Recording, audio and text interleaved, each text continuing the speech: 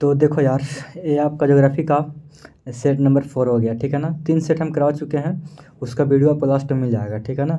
Set 3 का यहाँ पे मिल जाएगा और सेट 4 का यहाँ पे मिल जाएगा, ठीक है, ऊपर नीचे। इस वीडियो को देख लीजिए पूरा पूरा, फिर आपको लास्ट में मिल जाएगा, ठीक। इस वीडियो में हम करेंगे कुछ करेंगे ऑब्जेक्टिव क्वेश्चन, कुछ करेंगे सब्जेक्टिव क्वेश्चन, ठीक है ना। तो चलिए शुरू करते हैं। तो देखिए हमारा आज का पहला क्वेश्चन है, यानी कि 3 सेट हो चुका है, सेट 4 का। यहाँ पे 81 नंबर प्रश्न क्या कह रहा है कि पशुचारण किस आर्थिक क्रियाकलाप से संबंधित है ना। पशु को चराना जो है वो आखिर किस क्रियाकलाप से रिलेट करता है, बताइएगा। प्राथमिक या फिर द्वितीयक, तृतीयक या फिर चतुर्थ, बताइएगा। तो ये जो रिलेट करता है, संबंधित करता है, वो क्या आपका प्राथमिक क्रियाकलाप से, ठीक है ना। ऑप्शन नंबर ए बिल्कुल करेक्ट हो जाएगा, ठीक है। आगे बढ़ें, ठीक है। देखिए लाल कलर का संबंध किस चीज़ से है ना। लाल कलर को हम किस चीज़ से दर्शाते हैं, तो प्राथमिक क्रिया से या फिर द्वितीय या फिर तृतीय या फिर चतुर्थ या फिर पंचम। क्या यहाँ पे चतुर्थ नहीं दिया है, सिर्फ दिया है पंचम। तो बता सकते हैं कि जो रेड कलर है वो किसको दर्शाता है, तो दर्शाता है किसको, तो प्राथमिक क्रियाकलाप को, ठीक है ना। ऑप्शन नंबर ये बिल्कुल करेक्ट है, ठीक है। बार बार ये पूछते रहता है, ठीक है। आगे बढ़ें। क्वेश्चन नंबर 83 क्या कह रहा है क्या कि निम्न में से कौन प्राथमिक क्रियाकलाप से संबंधित है, कृषि, वानिकी या फिर आखेट या फिर इनमें से सभी, है ना, बताइएगा। तो कौन सा ये है जो प्राथमिक क्रिया से संबंधित है। तो देखिए भाई, फार्मरिंग जो है वो भी क्या है, कृषि है, जो क्या फर्स्ट क्रियाकलाप से संबंधित है। आपका वानिकी यानी कि जंगल में जो खेती होता है ना, प्लांट लगाना, हो क्या किस में चल जाएगा आपका, तो प्राथमिक क्रियाकलाप में चल जाएगा, ठीक है ना। फिर आखेट, आखेट का मतलब हंटिंग करना, यानी कि शिकार करना भी आपका चल जाएगा प्राथमिक में, यानी कि इनमें सभी बिल्कुल यहाँ पर हो जाएगा करेक्ट, ठीक है ना। तो कृषि, वानिकी और आखेट जो है वो आता है प्राथमिक क्रियाकलाप के अंतर्गत, ठीक है। आगे बढ़ते हैं। कह रहा है पंपास कहाँ का है, बताइएगा। पंपास एक तरह क्या है, तो घास है, ठीक है ना। जैसे कि हम लोग को, जो हम लोग के मतलब देश में जो होता है ना, दुभिया वगैरह होता है, दुभिया घास होता है, और कौन कौन घास होता है, उस तरह से पंपास है जो किसका है, तो दक्षिण अमेरिका का है, ठीक है ना। किसका है, दक्षिण अमेरिका का है, ठीक है। पंपास किसका है, तो दक्षिण अमेरिका का है, ठीक है। आगे बढ़ते हैं। कह रहा है कि निम्नलिखित में से, अच्छा एक बात और आपको ये बताना है कि जो यूरोप में जो घास होता है उसका नाम क्या है, ठीक है ना। एशिया में तो आपका हो जाएगा, आपका मार्ग हो गया, दून हो गया, ये सब होता है, और है ना। एशिया में क्या हो जाएगा आपका, मार्ग दून हो जाएगा। अफ्रीका में क्या होता है, अफ्रीका में जो घास होता है उसका नाम क्या है, उसका नाम है, बिल्कुल सही बताएं, वेल्ड, ठीक है ना।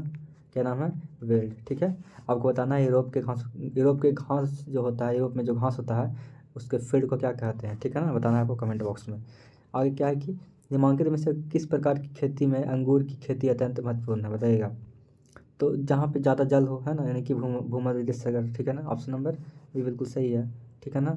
तो अत्यंत जो महत्वपूर्ण है वो कहाँ पे, बताइएगा। कह रहा है खनन जो है किस प्रकार का क्रियाकलाप है, प्राथमिक, द्वितीयक, तृतीयक या फिर चतुर्थ, क्या है। अब खनन यानी कि खोदना, है ना।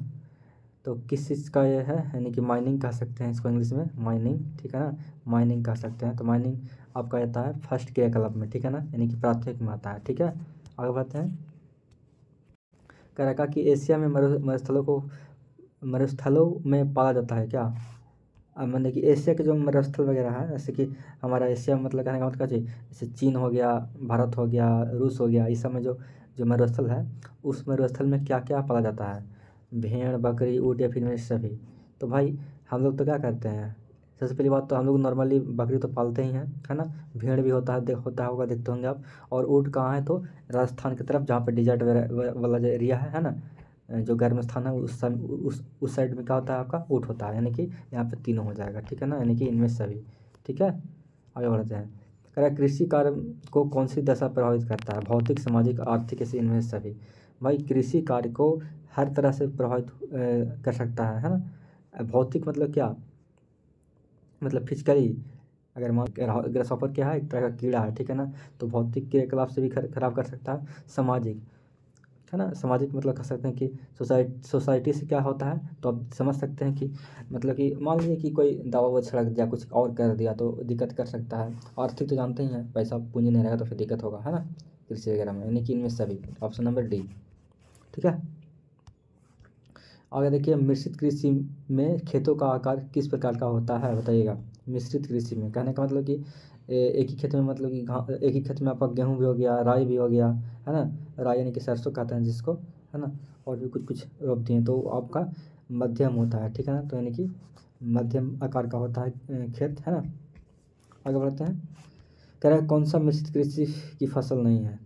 तो भाई देखिए, जौ में क्या होता है कि हम कुछ और भी एक्स्ट्रा कुछ बो देते हैं। मक्का में भी यही होता है, मक्का के साथ कुछ और भी बो देते हैं, है ना। गेहूँ में भी होता, आप देखते होंगे। और नॉर्मली अक्टूबर नवंबर में करें, दिसंबर में आप देखते होंगे क्या कि गेहूँ के साथ क्या राई बुन दिया या फिर खिसाड़ी बुन दिया, है ना। तो चाय जो है, चाय क्या है, सिंगल बोते हैं, यानी कि चाय जो है मिश्रित कृषि बिल्कुल नहीं है, ठीक है। आगे बढ़ते हैं। कह रहा है क्या कि कौन सा, कह रहा है कि कौन कौन सा जो है रोपण कृषि फसल नहीं है। कपास, गन्ना, मक्का या फिर कॉफ़ी। तो भाई रोपण कृषि कपास को भी रोपते हैं, गन्ना को भी रोपते हैं और कॉफ़ी को भी रोपा जाता है, लेकिन मक्का क्या करते हैं, बुनते हैं, फिर वो क्या होता है, फूलता फलता है, ठीक है ना। तो यहाँ पे ऑप्शन नंबर सी बिल्कुल सही है, ठीक है। ठीक है, मक्का क्या है, रोपण कृषि नहीं है, ठीक है। आगे देखिए, डेनमार्क में किस तरह का कृषि सफल रही बताइएगा। सामूहिक या फिर सहकारी या फिर निजी या फिर इनमें से कोई नहीं। तो ध्यान रखना है कि डेनमार्क में जो मतलब कि जो कृषि सफल हुई है वो आपका सहकारी कृषि हुआ है, ठीक है ना, जो कि सफल है, ठीक है। Option number B. आगे देखिए, कह रहा है कि समूह कृषि का प्रारंभ कहाँ से हुआ। स्वीडन या फिर डेनमार्क, कनाडा या फिर सोवियत संघ। सामूहिक कृषि कह रहा है ना, सामूहिक कृषि, तो कहाँ, तो बताइएगा। तो सोवियत संघ से, ठीक है ना, यानी कि यूएसएसआर से, ठीक है, ठीक है ना। चलिए आगे बढ़ते हैं। रबर का सबसे बड़ा निर्यातक देश यानी कि एक्सपोर्ट करता है ना, मतलब कि मान लीजिए कि क्या है, ये आपका मलेशिया है, ठीक है। मलेशिया से क्या करता है, दूसरे देश में भेजता है। तो कौन सा देश है, तो मलेशिया ही है, ठीक है ना। हम डायरेक्ट आंसर ही बोल दिए थे। तो रबर का सबसे ज़्यादा निर्यातक देश कौन है, तो मलेशिया है, ठीक है ना। बहुत ज़्यादा रबर क्या करता है, इम्पोर्ट करता है, ठीक है ना, नहीं सॉरी, एक्सपोर्ट करता है। एक्सपोर्ट मतलब कि निर्यात करता है, ठीक है। आगे बढ़ते हैं। कह रहा है कि निम्नलिखित में से, है ना, कोयला क्षेत्र में कौन सी जर्मनी में है बताइएगा। ये सब चारों जो ऑप्शन हुआ है भैया, इसमें से बताइएगा कि जर्मनी में कौन है ना। जो कि सब कोयला वाला क्षेत्र है, तो जर्मनी में कौन है। अपलेशियन, रूर या फिर तालचर। तो जो रूर है वो आपका जर्मनी में है, जो कि कोयला क्षेत्र है, ठीक है ना। Option number B, Ruhr. Ruhr Ruhr, ठीक है ना, याद रखेंगे। रूर रूर क्या है, जर्मनी में एक कोयला क्षेत्र है, ठीक है। निम्न में से कौन एकल एकल कृषि का उत्पादन है बताइएगा। मतलब कि बस अकेले ही बो सकते हैं इसको, रबड़, केला या फिर चाय। तो भाई सब कोई सिंगल सिंगल बोते हैं, यानी कि इनमें से तीनों, ठीक है ना, ये तीनों है, ठीक है। एकल कृषि में आपका ध्यान रखेंगे कि रबड़, केला और चाय तीनों आता है, ठीक। कह रहा है कि विस्तृत व्यापारिक अनाज उत्पादन कृषि नहीं की जाती है। कहाँ, मतलब किस चीज़ में, प्रेरी घास में या फिर ये सब मतलब घास का नाम है, ठीक है ना। इसमें क्या होता है कि आप विस्तृत एक व्यापारिक कृषि जो अनाज होता है उसको उत्पादन नहीं कर सकते हैं, ठीक है ना। या फिर प्रेरी या फिर स्टेपीज या फिर पंपास या फिर अमेजन बताइएगा, बता सकते हैं। तो अमेजन बेसिन में, ठीक है ना, यानी कि हम ज़्यादा फैला के मतलब हम पूरा अनाज वगैरह नहीं उत्पन्न कर सकते हैं, ठीक है। तो अमेजन में, ठीक है। तो विस्तृत व्यापारिक अनाज उत्पादन जो कृषि है जहाँ, जो कि अमेजन बेसिन में नहीं किया जा सकता है, ठीक है। आगे बढ़ते हैं। कह रहा है कि यूरोपवासियों द्वारा अपने उपनिवेशों में से किस प्रकार की कृषि का विकास किया गया था बताइएगा। यूरोपवासियों द्वारा अपने उपनिवेशों में किस प्रकार की कृषि का विकास किया गया था। तो रोपण कृषि का, ठीक है ना, किस चीज़ का, तो रोपण कृषि का। ऑप्शन नंबर बी, ठीक है। आगे बढ़ते हैं। कह रहा है कि खट्टे फलों की कृषि संबंधित है किस चीज़ से बताइएगा, बता सकते हैं। तो वो है आपका भूमध्य सागरीय कृषि, ठीक है ना।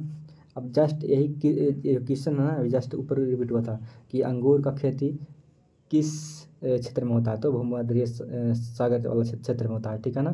तो खट्टे फलों की कृषि तो कहाँ, भूमध्य सागर, ठीक है ना। खट्टे फल में कौन सा हो जाएगा आपका, ऑरेंज हो जाएगा, है ना। ऑरेंज हो गया, संतरा हो गया, नींबू हो गया, ये सब है ना, अंगूर हो गया, ये सब जितना रसदार फल है ना वो आपका भूमध्य रेखा सागर कृषि से संबंधित है। ठीक है, आगे बढ़ते हैं।